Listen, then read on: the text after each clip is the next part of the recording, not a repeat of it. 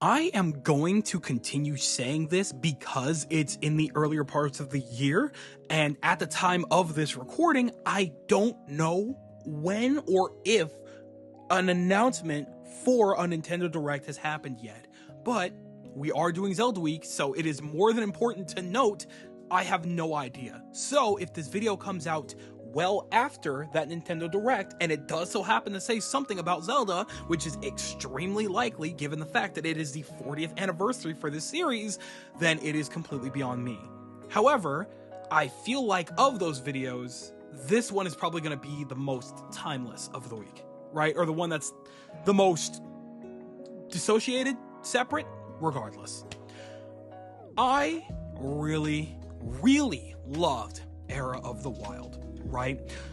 It's probably my favorite Zelda era by and far, right? Don't get me wrong though, right? Twilight Princess, Wind Waker, still absolutely my favorite Zelda games, but Breath of the Wild is neck and neck with both of those games, you know? Tears of the Kingdom as well, you know? And I don't think that's a crazy thing to say. This entire era of Zelda has been the most drastic change we've ever seen, and easily one of the greatest things we've seen in gaming. It has completely, that game, Breath of the Wild, that first initial reveal moved mountains, and its release changed complete landscapes, right? That's how crazy that game is, okay? It's not an insane thing to say, or, you know, hear. It's not like you're gonna hear often on the streets, oh, you like Zelda, what's your favorite game? Breath of the Wild. Or hey, what's your favorite game of all time? Breath of the Wild, or whatever. You know what I'm saying? It's not crazy to hear, because this game is just that incredible. You know what I'm saying? It was Elden Ring before Elden Ring type B, right? So that's why it's always important to acknowledge, you know, everything that it did right and everything that it did wrong, because inevitably we're going to be moving on into the next era of Zelda, right? We're going to be leaving behind what, you know, people have dubbed Era of the Wild, or at least that's what I've been calling it. I think I heard it somewhere, but we're going to be leaving that behind pretty soon, because at this point in time, we did just recently walk away from the last entry in that respective era, which was Age of Imprisonment, which, you know, it was pretty hit or miss. You know, it was a spin-off title, a Warriors game, which was always usually a hit or miss situation with the fan base, despite, you know, how good or bad the games are. You know what I'm saying? This one in particular, very solid, good gameplay mechanics, just kind of unnecessary, in my personal opinion, but I still had a good time with it. You know, I still enjoyed the game for the most part. And now we're looking towards the future. So I think it's for the best that we take a look at the best and worst aspects when it comes to Era of the Wild, right? Anybody that knows me, I like to start on you guys already know I like to start with the goods, and then I flip the coin over and we hit the bads. So we're gonna start with the best aspects first. Fun fact, I wrote this all the way back in March of 2025, so this is a little treat. Let's see what I wrote here. First, the absolute freedom and ambiance. And I feel like that's still pretty much accurate, very much holds up as a statement when it comes to Breath of the Wild and Tears of the Kingdom. You just have the freedom to go anywhere at any time. As soon as they let the chains off of you after you've taken care of any tutorial stuff, which is, you know, a necessity to really get a handle on what you're going to be encountering within the world. Once you've gotten all of your tools and kits and materials, you are set into the world to do whatever you want, right? And I feel like people don't really appreciate, or maybe they do. I'm sure a lot of people definitely do appreciate this now, but like on subsequent playthroughs, whenever you go back through the game, it's even more fun, right? Because you know where everything is, or you have a general idea of what you want to do first, now that you have a better idea of the world, right? I've played through Breath of the Wild a bunch of times at this point, right? Before I even bother with any real story or anything like that, I'm out in the world getting as many shrines as I can. I get a horse and I log that sucker instantly. I'm going to different enemy camps and stuff like that to just get as many materials as humanly possible, and I'm just getting all the towers and things like that, and it's just such a vibe all the way through. Like I will be glad to always just sit down with Breath of the Wild and just throw on like a video or something, or even just talk to my friends, you know? It's just such a calming experience. It's so nice to just sink into the world of Hyrule. This world of Hyrule in particular, it's so nice. It's such a good time, and that is the embodiment of freedom. because, people always talk about, open world games and, making different choices and stuff like that.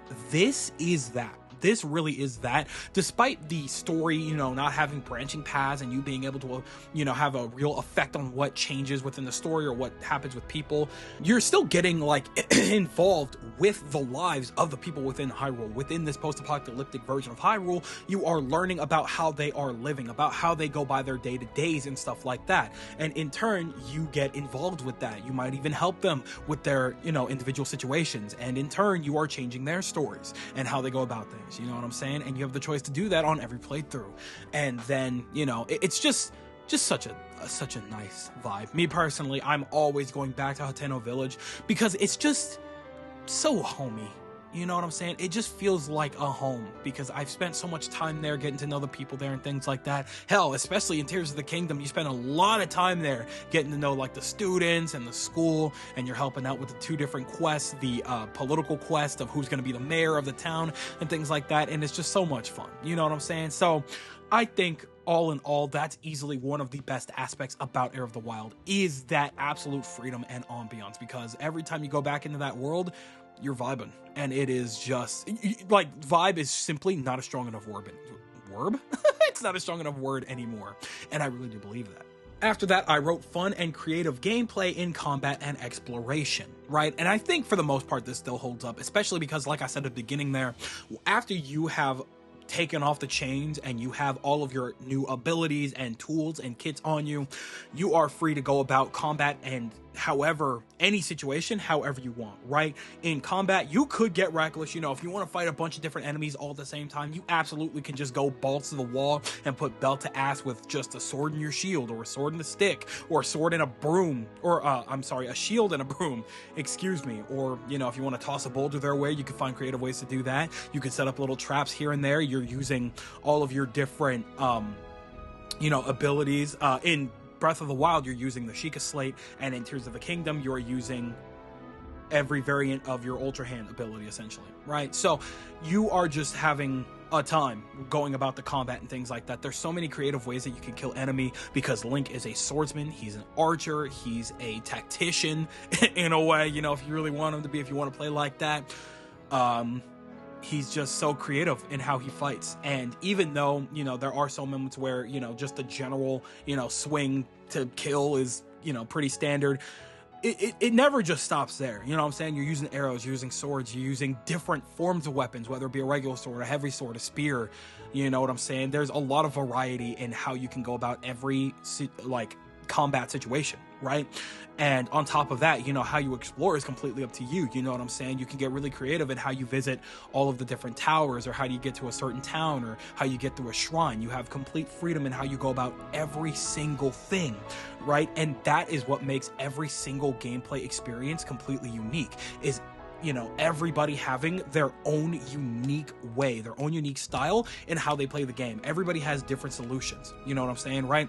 And that's the thing with previous Zeldas versus these Zeldas, is that previous Zeldas always had a predetermined answer. There was always one specific thing that you needed to do to get to that next specific thing, and then that next specific thing until you would eventually either reach the dungeon, or beat the boss, or, complete a dungeon, or whatever. You know what I'm saying? In this case here, there's so many ways you can go about every solution, whether it be combat, whether it be puzzles, whether it be side quests sometimes too. You know what I'm saying? And it's just so fun. It's always such a good time. And that, the first 2 things that I mentioned here when it comes to the freedom, ambiance, combat, and exploration, all of these things completely go hand in hand, right?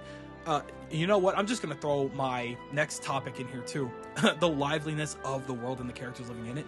All of these things blend together to make such a fun, unique, and just vibrant world to explore, right? Because on top of, all the freedom you have to go around and just explore, and the combat and, exploration situations that you get into, on top of all of that, you are getting to know all of these different individuals within this world. I kind of, like I said, explained earlier, you're getting to know all the people of Hateno Village. You're getting to know all of the people, surrounding that, whether it be in the Akala region, or you're getting to know all of the different Ritos and the Zora and the Gorons, the way they go about each of these individual NPCs is incredible because they all have names, they all have lives, they all have their own stories, and it's just, whew, man, I love it. I really, really do. I can never get enough of just how many NPCs and just how fun everything is. You know what I'm saying? And, you know, a lot of, you could say that for a lot of different like RPGs and stuff like that, but there's just something about how they go about it here that just feels so lively and so homey. And it's just nice. It's really incredible how they've managed to do something like this, right? On top of that, between all of these games, they have a very lovable cast of characters. You know what I'm saying? Link, in of himself, silent protagonist as he is, I love this dork, man. He's so awesome. You know what I'm saying? He's a glutton. We know that for sure. You know, he's no science like guru or anything like that, but he's loyal to a fault. He's very, you know, he's strong. He's very determined. You know what I'm saying? And he has his reasons for what he does. You know what I'm saying? This is the only Link that we've ever had any real information on as to why he stays quiet. There's a canonical reason as to why he doesn't talk, which is him not wanting to burden other people with his issues. You know what I'm saying? And that takes a level of strength that most people on Earth do not have. So it's like, that's an incredible situation, right? This is an incredible character that we have in our hands, and I feel like, you know, throughout the years, we've learned to really appreciate that, or maybe we have come to not appreciate that. I know I certainly have, right? And of course, you know, Zelda in of herself, this is, I don't care what anybody says. You can argue with a goddamn wall. This is my favorite iteration of Zelda we have ever seen, and I think the primary reason for that is because this is some of the most Zelda that we've ever gotten, the most personality we've ever gotten out of Zelda, right? Because in Twilight Princess, she wasn't there, you know what I'm saying? We had Midna, you know what I'm saying? In Ocarina of Time, barely there.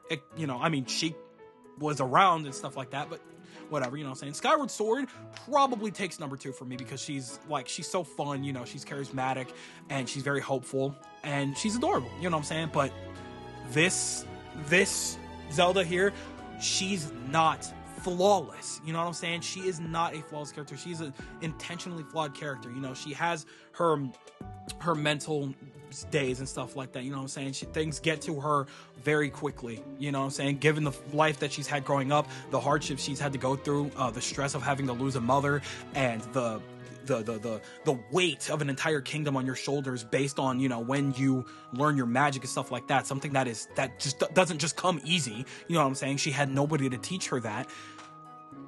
We have a character that has so much nuance to her and so many different flaws that she's, you know, learned to overcome the best that she could, you know what I'm saying? And the best, you know, help she could get, you know, from Link and from Impa and from everybody, you know what I'm saying? She did what she could. And we have such a unique character here, and I feel like people don't really appreciate that as much. People definitely overlooked her a lot because of her English voice, which I think is perfectly fine. I don't get modern Zelda hate. I really, really don't. This is the most character we have ever gotten from a Zelda, and I don't get it.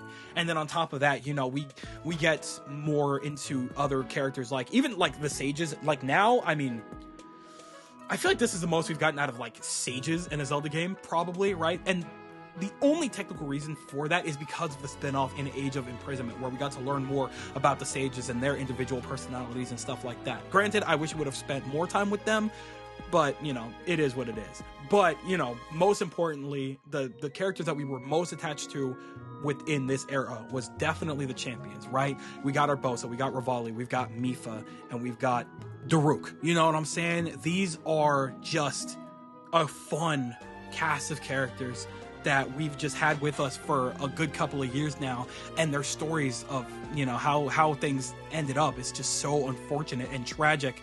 And, you know, having to learn the aftermath of everything and then getting to know them made it so much more painful because, you know, it's so easy to fall in love with these characters. Even Rivali, that little dickhead, you can't help but love him. You know what I'm saying? It's just such a nuanced cast, such a, you know, well-written cast, and I love them for it for the most part, right? Again, you know, we'll get back to, you know, the story situation, because we have talked about story issues beforehand, but we'll get more into that. But for the most part, I still stand by what I say here, in which this is a very lovable cast of characters that we've been introduced to between both games. And even outside of them, we have the descendants, or, you know, for lack of a better term, in some specific cases, the like subsidiaries. however you want to put it, with, Sidon as, Mipha's brother, because, that's not her son, that's her grandchild, that's her brother, her literal brother, you know what I'm saying? But everybody else, we have Yunobo and Riju and Teba and stuff like that, or I guess in the case of Tears of the Kingdom, we have Tulin and stuff like that, you know what I'm saying? But even then, outside of that, we just have a fun cast, you know what I'm saying? Everybody's so fun to be around, they're so fun to get to know, they all have such vibrant personalities, they're so, there's so much to them, even if they're not the deepest, darkest characters or anything like that to get to know, they have their histories about them, they have their personalities about them that they stuck with, and they're just fun to have around, you know what I'm saying? And I adore these characters, and I'm gonna keep them in my heart forever, even the ones that I like less than others, you know what I'm saying? I'm not getting into a tier list or anything like that, but for the most part, we have a very solid cast, right?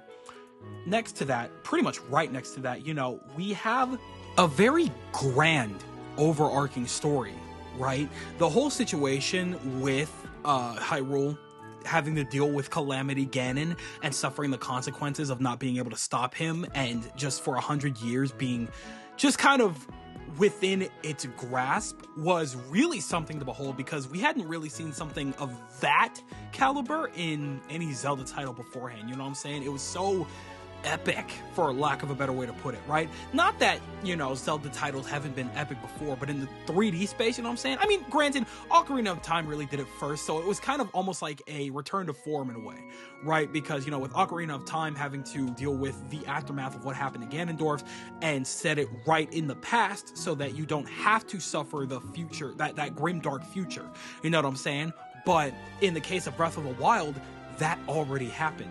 Evil completely took over, and they just kind of had to deal with the aftermath of everything that happened, while Zelda kept Ganondorf sealed within the castle so that he couldn't do as much damage, while, Link took his sweet time waking up from his long nap. You know what I'm saying? So it was just such a, just a grand ass story. And then on top of that, right next to it with Tears of the Kingdom, despite how, everything turned out, we'll talk more about it, in a minute. But overall, how the story turned out was really, really cool. You know what I'm saying? The idea of, the princess going all the way to the past and really, getting to know the Ganondorf, the one that started it all, the embodiment of evil, and the setup for that going into the future, and having to, fight alongside a draconic Zelda and fighting a draconic Ganondorf was easily the sickest climax in a Zelda game by and far. You know what I'm saying? It was such a grand and epic tale with so many themes overarching it, and I just had such an incredible time, and this story is living with me forever. You know what I'm saying? Man, it was just such a good time overall, and easily one of my favorite aspects about it was how they, all of the concepts and possibilities that they had with these super grand stories that they wanted to tell here, right? So overall, yeah, Heir of the Wild was just an epic time, just great. We'll never forget it, and I will absolutely be in love with it for the rest of my life, you know what I'm saying? So, we flip the coin now, and now we have to talk about the worst aspects of it, right? Now, a lot of it does focus on more gameplay elements and everything, but there are some other aspects that I want to talk about, some that I have talked about before as well, right? It's ironic, I did just mention how awesome it was to tell such a grand overarching story. However, it wasn't necessarily a great thing that those stories that had even more potential to be just so awesome and so epic was squandered by the fact that they really wanted to make sure to focus solely on gameplay more than anything else, and have the story just be something of background, essentially, right? Just a little something extra to work towards, as opposed to really honing in and blending story and gameplay like they could have, you know what I'm saying? Not really seeing these stories out to their full potential, you know what I'm saying? Not to say that they did a bad job with the gameplay or anything like that. It's just that because they focused so heavily on the gameplay aspects of both Breath of the Wild and Tears of the Kingdom, fine crafting and honing everything, they left the story in of itself to kind of dwindle a little bit in that presence, you know what I'm saying? And that's a problem that's been throughout the entirety of the Zelda franchise, right? I think Aonuma said it himself, like, they make the gameplay first, they make the world and everything like that, and then they make the story revolve around that. Like, the story is built well afterwards. Tell me if I'm remembering that incorrectly. Do not hesitate to correct me if I heard that wrong, right? But I do remember hearing something like that, and that was very evident in, like, Echoes of Wisdom. You know what I'm saying? Like, they didn't have a story, they just crafted a concept where they had us playing as Zelda, she utilized her magic and echoed, everything that she copied around the kingdom and stuff like that, and they made it so that there was an actual story revolving around that, played into the lore and history of the Zelda franchise, which is really, really neat, you know what I'm saying? In the case of Breath of the Wild, they kind of struck gold with how they managed it, because they made it so that most of the story took place in the past, meaning that the story was completely optional. If you really wanted to hunt that down and really get a sense of everything that happened leading up to, where the 100-year sleep before you woke back up, then that's what you were doing. That's what you were working towards. However, the fact that the story was optional in any way, shape, or form is critically shame.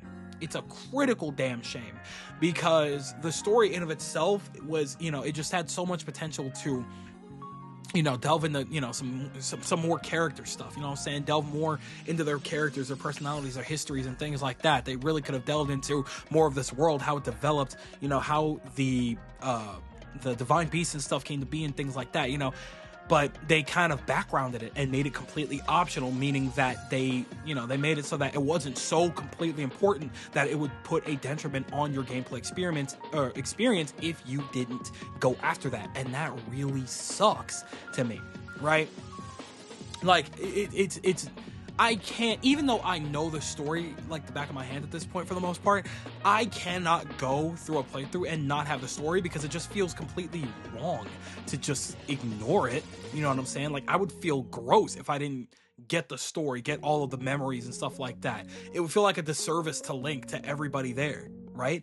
And that really sucks that they made it optional, because that's a real detriment. And in Tears of the Kingdom, it's an even worse situation, because with Breath of the Wild, at the very least, those memories didn't need to be collected in a certain order or anything like that. It was just extra little tidbits that you could get piece by piece to really piece together the story yourself. You didn't have to watch them in a specific order or anything like that. It didn't really matter. You were just getting the story.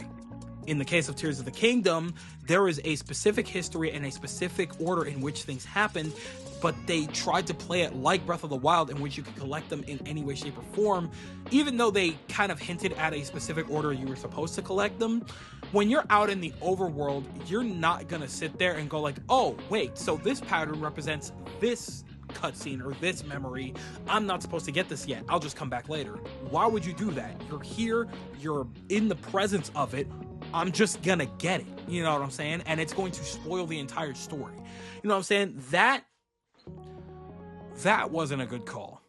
They really fumbled with that, because the story in of itself, I don't think is bad. There's some plot holes here and there, sure, for sure, but for the most part, I don't think that it's a badly written story. It's just that the way the story is obtained, the way the story is given to us, makes it an issue.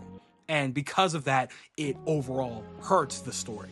And that really, really sucks, because this world is so rich. It was so rich with like so much potential and so much heavy lore and story that, receiving it in this way, not ideal. Really not ideal, right?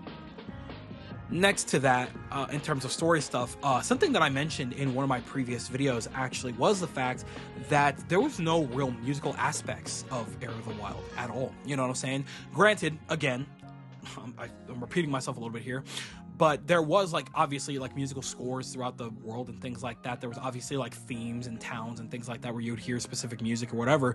But one of the most important aspects of Zelda overall was always some form of musical instrument. Link always had some kind of access to a musical instrument, right? Even in Twilight Princess, he had something, right? In Breath of the Wild and Tears of the Kingdom, he was not a musician whatsoever, and I feel like that was extremely strange and unfortunate, because I feel like they easily could have worked something in, some kind of bass or something. I don't know. I just feel like it's pretty out of place to go from an instrument in almost every major 3D Zelda to Nothing. Just completely reliant on our background for the music.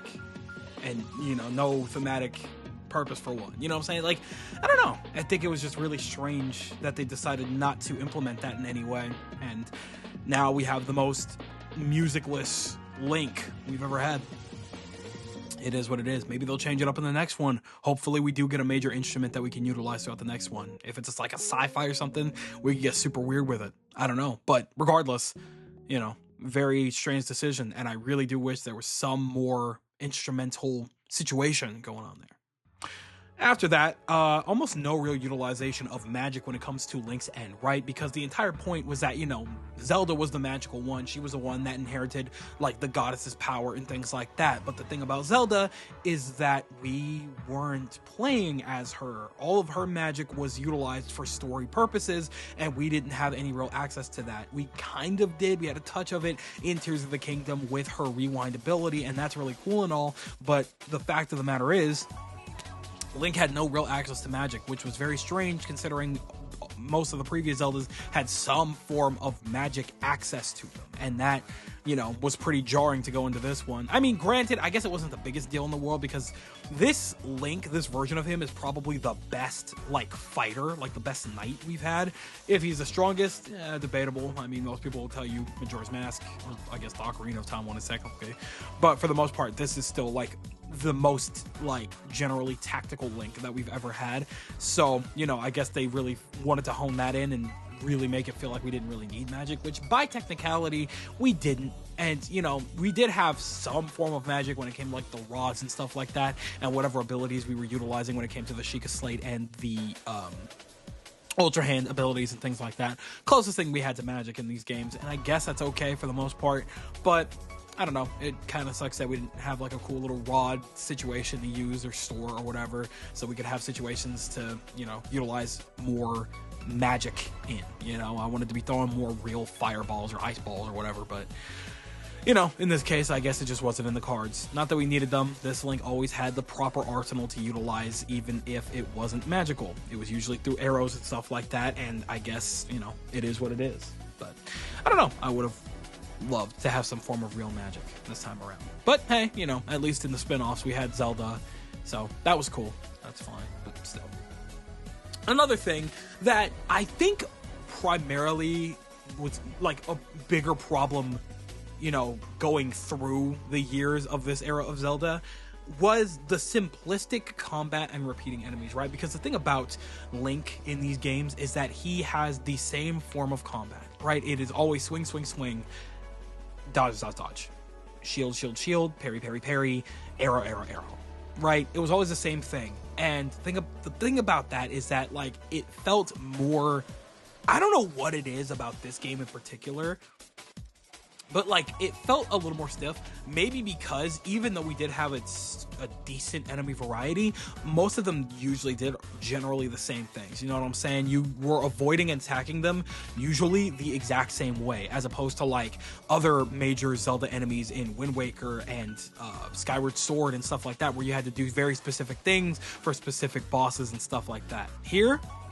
the world is your oyster. Because of the freedom that we were able to have, they made it so that you could defeat enemies in extremely unique ways, utilizing whatever arsenal you had. But because of that, it was ironic because it placed a little bit of a limiter on how much variety we could have in our individual combat. We were all doing the exact same things, beating the enemies in the exact same way, usually using our flurry attacks and stuff like that a lot of the time when we wanted to get in a lot of quick and fast and heavy damage, or when we wanted to, make sure to knock an enemy down, we were doing flips off horses and stuff like that and arrowing them in the eyeballs or in their head or whatever they had that was a weak spot. And so it kind of got a little bit more on the repetitive side, especially because, engaging in that type of combat, it broke our weapons, and people were not really fond of the idea of breaking weapons. You know what I'm saying? Because you would spend all this time gathering, really cool and strong weapons, only for them to break in a couple of hits against maybe 1, 2, 3 enemies if it was strong enough to handle it. And even the Master Sword had major heavy limitations on it when you would fight, because eventually, it would run out of power. And you would have to put that away until it would regain power. And it would take about, 20, 30 minutes in both games? Yeah, yeah, it's. I don't know. It was definitely a strange decision to go with it. I mean, no, it wasn't a strange decision. I think the idea in of itself was very smart. It was a good way to go about it. It was a good compensation to having that much freedom. Like, yeah, we could have extremely strong weapons and you could get them as early as possible so that when you were tackling major story stuff, if you did have like super overpowered weapons, it wasn't like you could just clear without having some kind of repercussions of overutilizing those weapons, you know? You weren't just relying on one thing the entire game, because otherwise, if weapons didn't break, the game would get very, very boring. You know what I'm saying?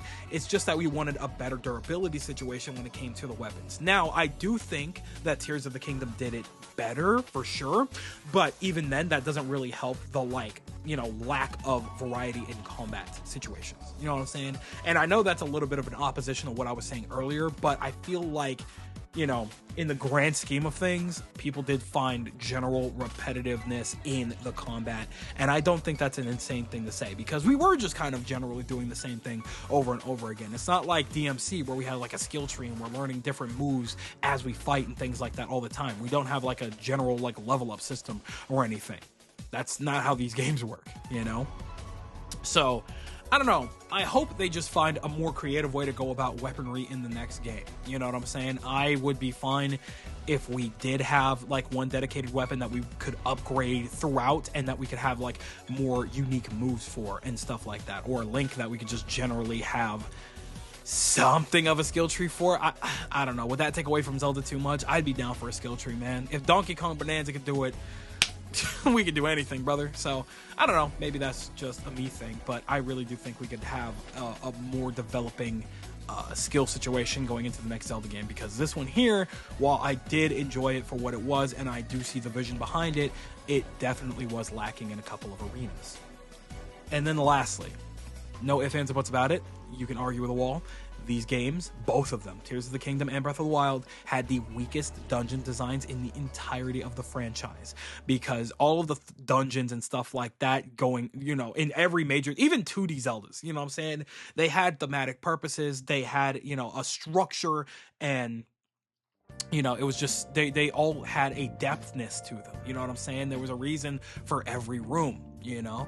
In the case of Breath of the Wild and Tears of the Kingdom, it was very simplistic. It was very just, you know, get in, get out type situation. And that really sucks because, you know, I was really hoping that after Breath of the Wild and their simplistic dungeons with the Divine Beast, I was really hoping like it would be a more grounded situation in which we would actively be finally utilizing this open air style with real, you know, deeper, you know, more, what's the word I'm looking for? Dedicated design to the dungeon, you know what I'm saying? And I could see that they tried, right? I for the most part, I will say overall, Tears of the Kingdom is a step up in the dungeon aspect for the most part, but not by much. Like, for example, right, the Wind Temple and the Thunder Temple, beautifully executed, right? Again, not perfect by any means, but especially the Thunder Temple, like the way you would go from level to level and you'd have to find, you know, different rooms and things like that. I think that one was really smart. That one was probably the best dungeon in Era of the Wild by and far. Argue with a wall if you disagree with me on that one, right? But for the most part, I do think that one was handled very well. Right next to that, probably a little bit under, is definitely the Wind Temple. I liked that that one actually took place in the sky, because that was one of the biggest issues with Tears of the Kingdom for people, was that they did not utilize the sky as much as they could have, or as much as they even advertised. So to have the Sky Temple up there, the Wind Temple essentially, was a really cool concept. Granted, I wish it was a little bit more depthful. I wish there were more ships to explore individually and have to get things from, maybe some keys and things like that. But you know, it was definitely lacking, but the idea was very, very cool. And Colgera was super sick ass boss, dude. Badass boss, dude. That was so much fun, right? And then there's the Fire Temple and the Water Temple. Those suck. Those are ass. And that's mostly because the Fire Temple, it's more beneficial for you to just break that dungeon completely. There is almost no reason for you to interact with that dungeon, and that is the price of too much freedom in that game, right? It is too easy for you to just go out of your way and completely break that temple And that sucks. That really sucks, because I could see they had a lot of ideas there, but you know, the way they guide you to those, it doesn't work. You know what I'm saying? It's just not a well-designed dungeon, and it's just more beneficial 9 times out of 10 to just break the dungeon. I immediately broke the dungeon my first playthrough, you know what I'm saying? And the second one, I was in and out of there in like 5 minutes. It was actually that serious, you know what I'm saying? And then the water temple, fun in concept. That's another Sky one by technicality, but it's not great. It's not. I'm sorry. You know what I'm saying? It's just not well executed.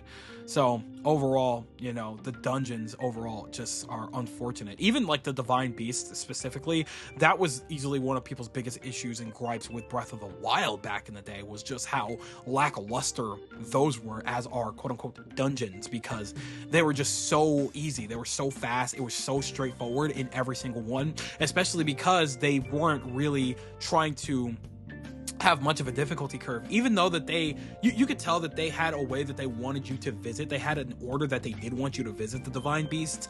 Nobody really followed that, because we were under the impression we could go where we want, and because of that, they wanted to make sure that we weren't tackling crazy difficulty spikes off rip. So all of them, for the most part, you know, whether you know Zelda or not, are generally the same in terms of like difficulty, right?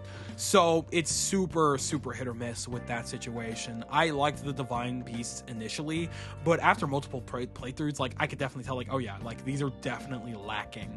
And in Tears of the Kingdom, it was much more hit or miss. Like 2 very like solid dungeons, well, 1.5, and then the other 2 were just puns completely. So it's such a weird situation overall when it comes to the dungeon situation. Hopefully, if we do get another open air Zelda, which is very likely, we can have, you know, that deeper dungeon format of, you know, previous Zelda entries, but, you know, with the uniqueness of having freedom in how we operate and go about the dungeons with the open air format. And that's all anybody can really hope of, right? And I do have a lot of wishes, generally speaking, some that are very obvious based on what I've said here, but we'll tackle that in another video. We'll see if we do it this week. Kind of depends on a couple of factors. We'll see what happens. I'll look into it. But regardless, that's where I stand when it comes to Era of the Wild, the best and the worst. Regardless of what I've said, whether I love things, whether I hate a couple of things, whether I just don't like a couple of things here and there, I adore Era of the Wild. I love Breath of the Wild. I love Tears of the Kingdom, and nothing is going to change that. These games are absolutely spectacle, and I cannot wait for the next era of Zelda after these games. It is such a breath of fresh air to have something this major to look forward to in this, you know, horrific landscape of gaming. Granted, you know, what's going to happen with the next Zelda title, I am very scared of, you know, with them prices are going way up. So it's going to be a scary time. But regardless, I am very much looking forward to the next era of Zelda. But Era of the Wild, very solid arc that we had here. But hey, you know what? Maybe that's just me. So that just about does it for this one. This is an almost 40-minute video, so I'm going to pass the mic over in your direction, and I'm going to ask you guys to tell me everything that you're thinking in the comment section below. Do you agree about my lists here, that these are definitely some of the best and worst aspects in regards to Era of the Wild? Do you think that, you know, the freedom and ambiance and things like that overall just were absolute spectacles, and the stories and the characters and the gameplay were absolutely immaculate and stuff like that, and you just can't wait to see more stuff like this going in the future?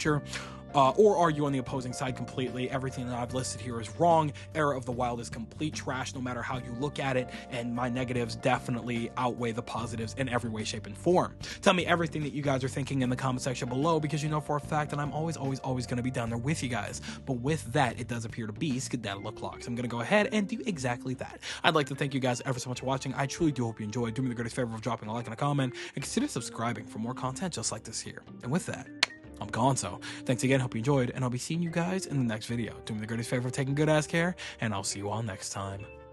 Bye.